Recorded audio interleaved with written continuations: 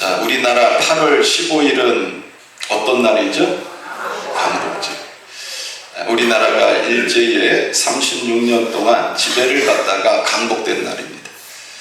참 기쁘고 즐겁고 복된 날입니다. 자, 오늘 읽은 이 본문 말씀은 이스라엘 백성들이 애굽에서 해방되는 이러한 내용이 기록이 되어져 있습니다. 여러분, 우리가 일제 36년입니다. 이스라엘은 애굽에서 몇 년이에요? 430년. 430년. 기가 막히지 않습니까? 430년의 종살이를 하다가 마침내 해방되는 날. 여러분, 얼마나 이스라엘 백성들 안에 감동이 있었고 감격이 있었을까? 우리는 능히 짐작할 수 있었습니다. 이스라엘은 오랫동안 애굽에서 종살이했습니다. 그 종살이에서 벗어나려고 부단히 노력했을 겁니다. 독립운동도 해봤을 것이고 온갖 방법을 다 시도했을 것입니다. 그런데도 방법이 없었습니다. 그런데 하나님께서 약속하신 때가 되자 드디어 해방의 문이 열린 것입니다. 자, 오늘 말씀을 통해서 출애굽이 무엇을 의미하는지, 그리고 오늘 우리에게 어떤 은혜와 교훈을 주는지 같이 한번 살펴보려고 합니다. 첫 번째로 출애굽은 하나님의 때에 이루어진 구원입니다.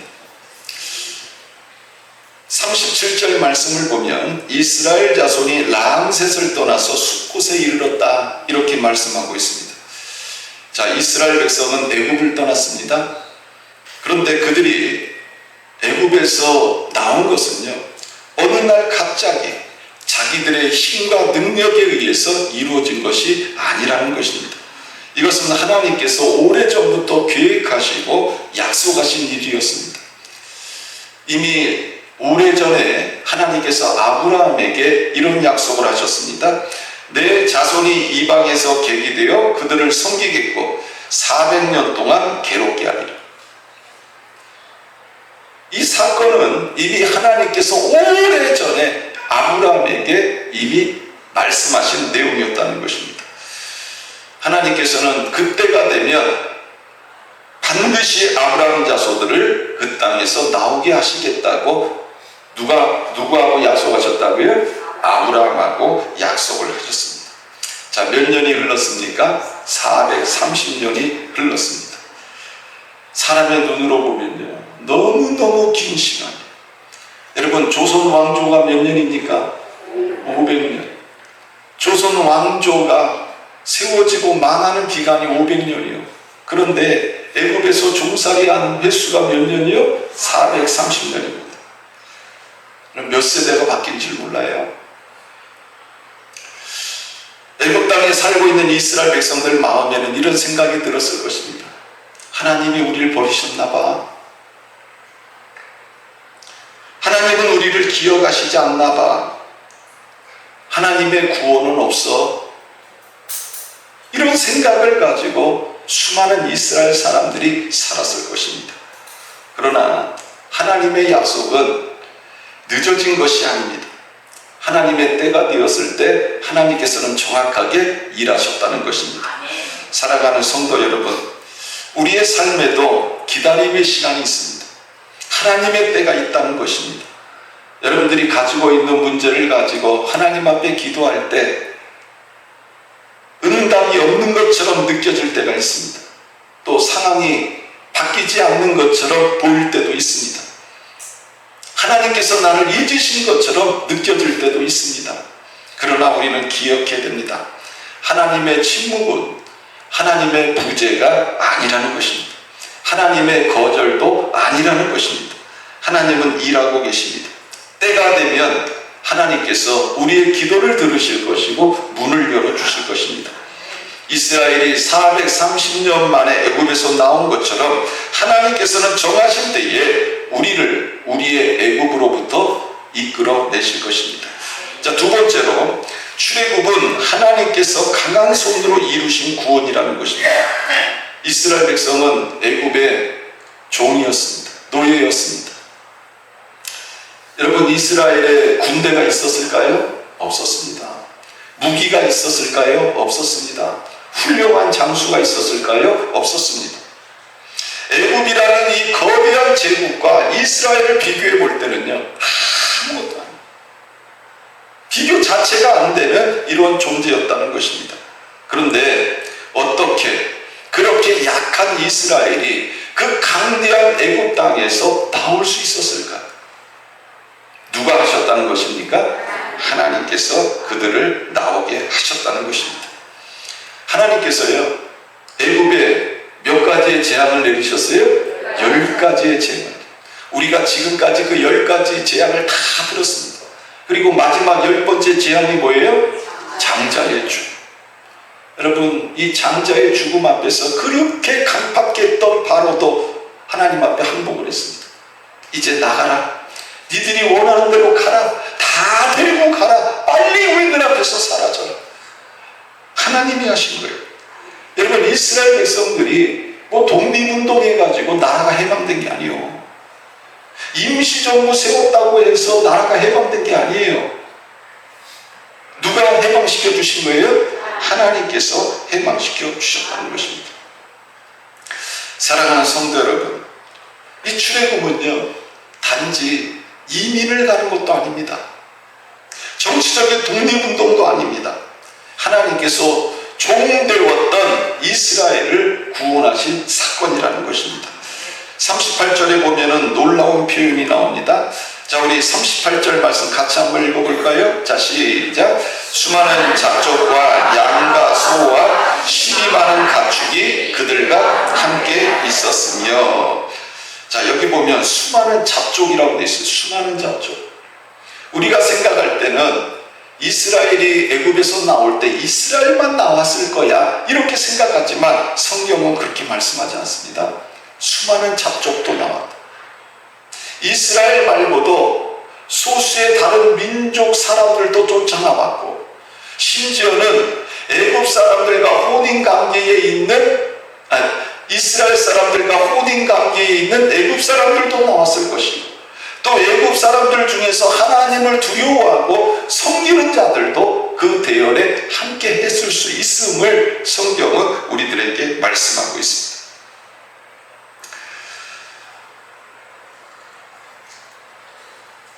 하나님의 구원이 이스라엘 가운데 역사하면서 다른 민족의 사람들도 거기에 동참하고 있는 것을 우리는 보게 됩니다.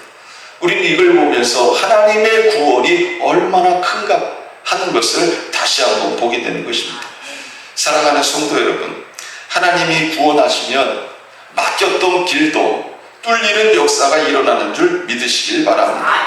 사람이 아무리 막고 방해하고 회방한다 할지라도 하나님이 역사하시면 여러분 반드시 문은 열리게 돼 있다. 사람들이 야, 이거는 불가능해, 우리 힘으로는 안 돼, 우리가 어떻게 애굽에서 해방될 수 있어, 우리 힘으로는 안 돼, 이렇게 말한다 할지라도요, 하나님이 한번 움직이시면 불가능을 가능으로 바꾸시고 이런 출애굽의 역사가 일어나게 하신 줄 믿으시길 바랍니다. 그래서 우리가 하나님의 구원을 바라볼 때는요, 여러분, 우리의 능력을 바라보면 안 되는 거예요. 나는 안 된다, 내 힘으로는 안 된다, 이 문제는 해결할 수 없다, 이렇게 말하지 말고 누구를 바라보라는 거예요? 하나님을 바라보는, 하나님의 능력을 바라보라는 것입니다. 우리는 출애굽의 하나님을 기억해야 됩니다. 이스라엘 백성들이 애굽에서 구원받은 것은요, 자신의 힘으로 받은 것이 아니에요. 바로 온전히 하나님의 능력으로 해방되었음을 성경은 우리들에게 말씀하고 있습니다. 하나님은 내가 어떤 상황에 놓여 있든지 우리를 이처럼 구원하실 수 있는 분임을 우리들에게 말씀하고 있는 것입니다. 자, 세 번째로 출애굽은 과거의 종살이에서 벗어나는 것입니다. 자, 39절 우리 같이 한번 읽습니다. 자, 시작. 그들이 애굽으로부터 가지고 나온 발교되지 못한 반죽으로 무교병을 부었으니 이는 그들이 애굽에서 쫓겨남으로 지체할 수 없었음이며 아무 양식도 준비하지 못하였음이었더라. 여러분, 이 출애굽은요, 갑자기 이루어진 사건입니다. 누구에게? 이스라엘 백성들에게. 이스라엘 백성들은요, 자신들이 이 애굽에서 해방되리라고 생각을 못한 거예요. 그런데 벼랑간 이제 애굽을 떠나는 이런 일이 일어나게 되었습니다. 어느 정도로 갑자기 이루어졌느냐? 성경은 이렇게 말씀하고 있습니다. 빵을 만드는 반죽을 발효시키지 못했다. 그들이 애굽으로부터 나올 때에 발효되지 못한 반죽으로 무교병을 부었다. 여러분, 이 밀가루에 효소를 집어넣고 시간이 지난 다음에 이 부풀으며 빵을 만들잖아요. 그럴 시간도 없었다는 거예요. 이것을 말씀하고 있습니다. 왜? 출애굽이 벼랑간 이루어진 거예요. 그래서 빵을 만드는 반죽을 발효시키지 못했다. 결국 이스라엘 백성들은 광야에서 무슨 빵을 먹었다는 거예요? 무교병을 먹었다는 거예요. 무교병이 뭐예요? 발효되지 않은 빵을 먹었다는 것입니다. 왜? 그들이 급하게 나왔기 때문에 이런 빵을 먹을 수밖에 없었음을 말씀하고 있습니다. 여러분, 우리는 여기서 아주 중요한 영적 원리를 하나 발견하게 됩니다. 구원받은 사람은 과거의 자리에서 떠나야 된다는 것입니다. 여기서 말하는 그 과거의 자리는 어떤 자리입니까? 이스라엘 백성들이 종살이 하던 애굽을 말하고 있는 거죠. 자유가 없고 기쁨도 없고 얽매인 곳, 고통과 아픔이 있는 곳, 이것이 바로 애굽이었습니다. 여러분, 오늘날 우리에게도 영적인 애굽이 있습니다. 바로 뭡니까? 지난날 나의 옛사람의 모습입니다. 또 죄의 습관일 수 있습니다. 아직도 가지고 있는 세상의 가치관일 수도 있습니다. 하나님보다 더 사랑하는 그 어떤 것일 수도 있습니다. 또 내 욕심일 수도 있습니다. 내 자존심일 수도 있다는 것입니다. 여러분, 출애굽이라는 것은 단지 장소만 옮기는 게 아니라는 것입니다. 애굽 땅에서 다른 곳으로 장소만 옮기는 것이 아니라는 것입니다. 출애굽은 뭐냐? 주인이 바뀌는 거예요. 뭐가 바뀌어요? 주인이 바뀐다는 것입니다. 내가 애굽 땅에 있을 때 과거에는 누가 주인이었습니까? 바로가 주인이었어요. 그러나 이제는 누가 내 인생의 주인이 된 거예요? 하나님이 내 인생의 주인이 된 것입니다. 과거에는 죄의 종이었습니다. 그러나 이제는 하나님의 백성이 된 것입니다. 그러므로 구원받은 사람은 계속해서 옛사람을 따라서 살아가면 안 된다는 거예요. 이제는 옛사람을 벗어버려야 된다는 것입니다. 그래서 에베소서 4장 22절은 이렇게 말씀합니다. 너희는 유혹의 욕심을 따라 썩어져가는 구습을 따르는 옛사람을 벗어버리고, 이렇게 말씀하고 있습니다. 옛사람을 벗어버려야 된다는 거예요. 옛사람이 뭡니까? 옛 구습과 옛 습관을 말씀하고 있는 것입니다. 죄의 모양과 죄의 행동과 죄의 생각들은 버려야 된다. 이것을 말씀하고 있습니다. 그래서 우리는 특히 출애굽의 은혜를 받은 우리들은 어떤 삶을 살아야 되느냐? 애굽의 옛 생활 방식을 버려야 됨을 다시 한번 깨닫게 되는 것입니다. 자, 네 번째로 출애굽은 하나님의 말씀을 따라 움직이는 것입니다. 자, 우리 40절 말씀 같이 한번 읽습니다. 시작. 이스라엘 자손이 애굽에 거주한 지 430년이라. 하나님께서요, 그 430년 동안 누구를 지켜보셨을까요? 이스라엘 백성들을 지켜보셨습니다. 그리고 이제 430년이 됐을 때, 즉 정하신 때가 됐을 때 말씀하고 있습니다. 애굽에서 떠나라. 애굽에서 떠나라. 여러분, 이 말씀이 얼마나 우리에게 은혜가 되는지 모릅니다. 430년 동안 종사를 했는데 이제 애굽에서 떠나라. 여러분, 이 말씀을 듣는 자들마다 그 마음이 어땠을까요? 아마 정말 이 가슴이 폭보다 치는 이런 느낌을 가졌을 것입니다. 이스라엘 백성들에게 여러분, 중요한 것은 하나님 말씀에 순종하는 것이었습니다. 한번 생각해 보세요. 갑작스럽게 애굽을 떠나라 그럽니다. 준비한 것도 없어요. 벼랑간 갑자기 다 애굽을 떠나라는 거예요. 갑작스럽게 벼랑간. 내가 뭐를 가져가야 되지? 어디로 가야 되지? 이제 내 인생은 어떻게 돼야 되는지 생각할 겨를도 없었던 거예요. 무조건 떠나라는 거예요. 여러분, 이것만큼 막막한 일이 어디 있습니까?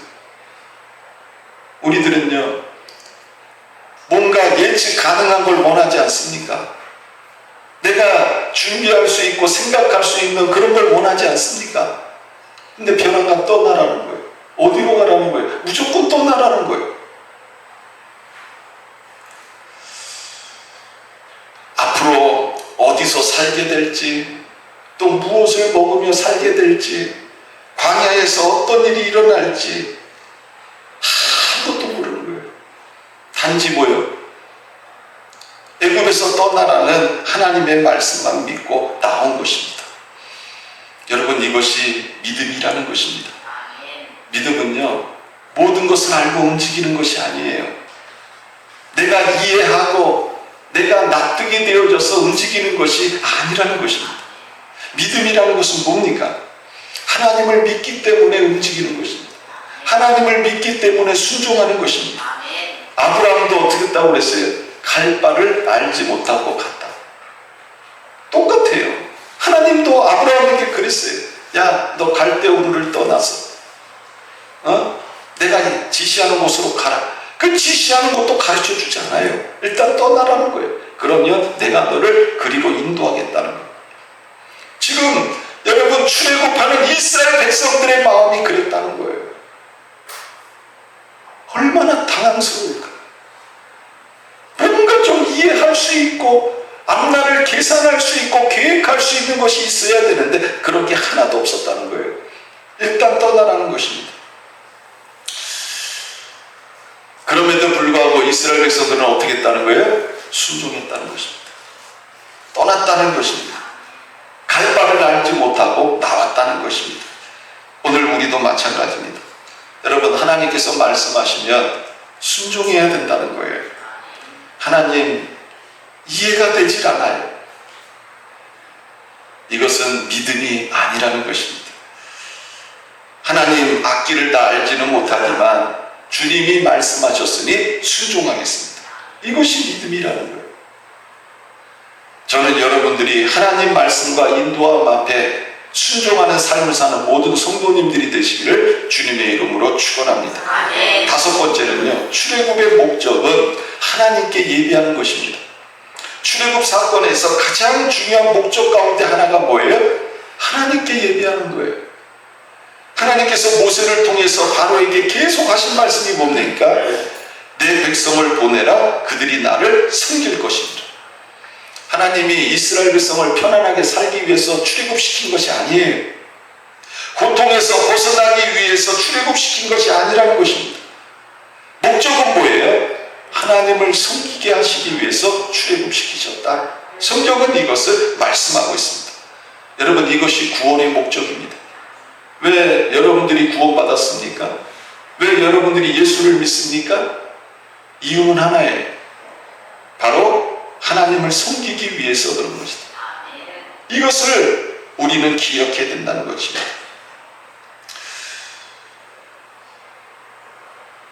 많은 사람들이 나는 구원받았으니까 괜찮아 하면서 세상에 다리 하나 걸쳐놓고 살아가는 사람들이 많아요.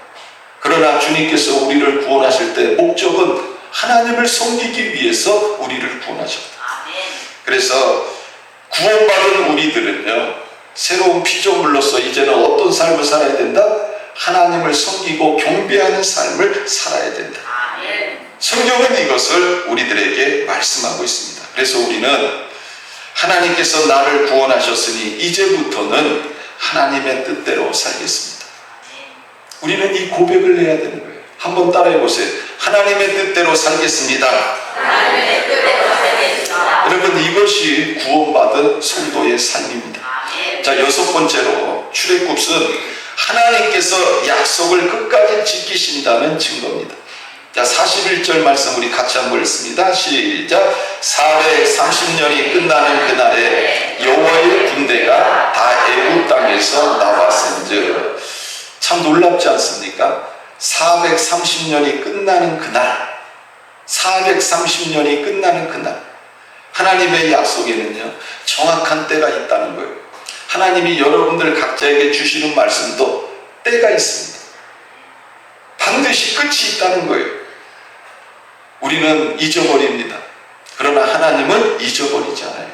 430년이라는 이 기간, 세상에서 몇 세대가 왔다가 사라진 시간입니다. 사람들은 다 잊어버려요. 그래도 누구는 기억하신다는 거예요? 하나님은 기억하신다. 사람은 약속을 깨뜨려도 하나님은 약속을 지키신다는 것입니다. 이스라엘이 애굽 땅에서 고통받을 때에도 하나님은 그들을 잊지 않으셨습니다. 출애굽은 우리들에게 무엇을 보여주는 사건이냐? 하나님의 신실하심을 보여주는 사건입니다. 그리고 이것은 우리에게 예수 그리스도의 구원을 바라보게 하는 것입니다. 이스라엘 백성이 어린 양의 피로써 죽음에서 보호받고 애굽에서 나왔듯이 우리는 예수 그리스도의 피로 죄와 사망에서 구원을 받은 것입니다. 유월절 어린 양은 바로 예수 그리스도를 상징하고 있는 것입니다. 그래서 고린도전서 5장 7절은 이렇게 말씀합니다.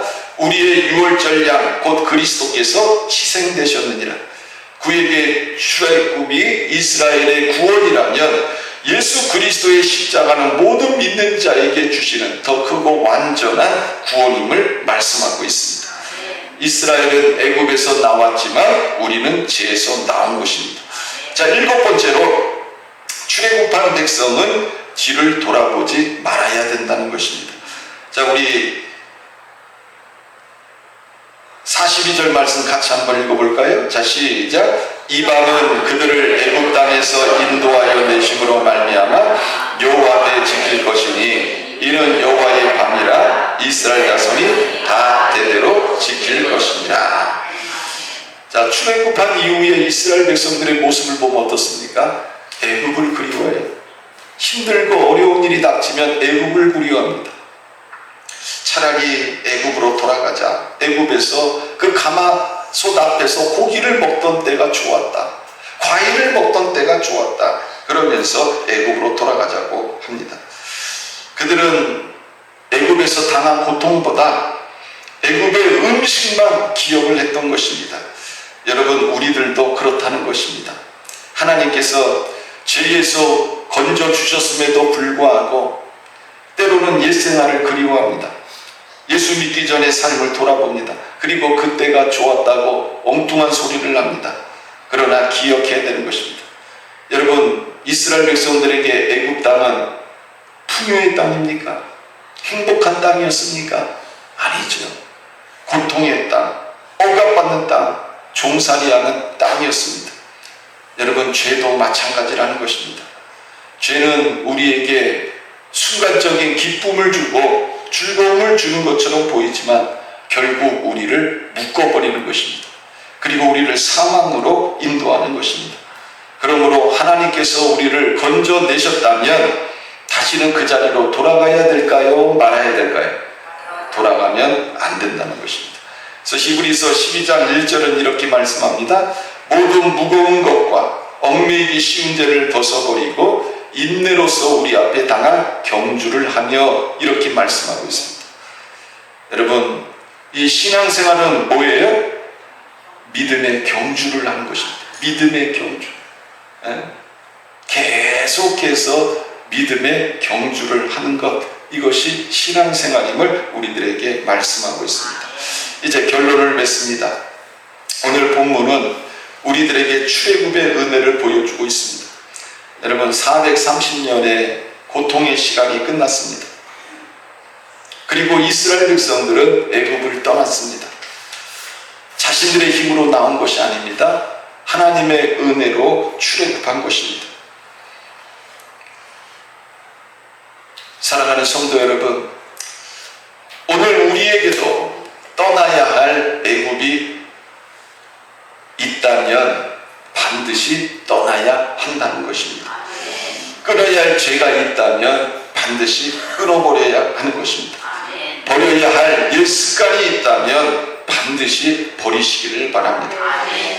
그리고 하나님께서 이제 우리를 새롭게 인도하시는 그것을 향하여 우리는 나가야 하는 것입니다. 자꾸 뒤를 돌아보면서 애굽을 그리워한다면 여러분 하나님의 마음이 어떠하겠습니까? 오늘 성경은 우리들에게 분명히 말씀하고 있습니다. 출애굽한 이스라엘 백성을 광야에서 버리지 않으셨던 하나님께서 오늘 우리도 버리지 않으십니다. 낮에는 구름기둥, 밤에는 불기둥으로 인도하셨던 하나님께서 오늘도 우리에게를 인도하실 것입니다. 아멘. 그러므로 우리는 하나님께서 나를 여기까지 인도하셨고 하나님께서 나를 약속의 자리까지 인도하실 것이라는 이 믿음을 가지고 끝까지 믿음의 경주를 마칠 수 있는 그런 저와 여러분들이 되시기를 주님의 이름으로 축원합니다.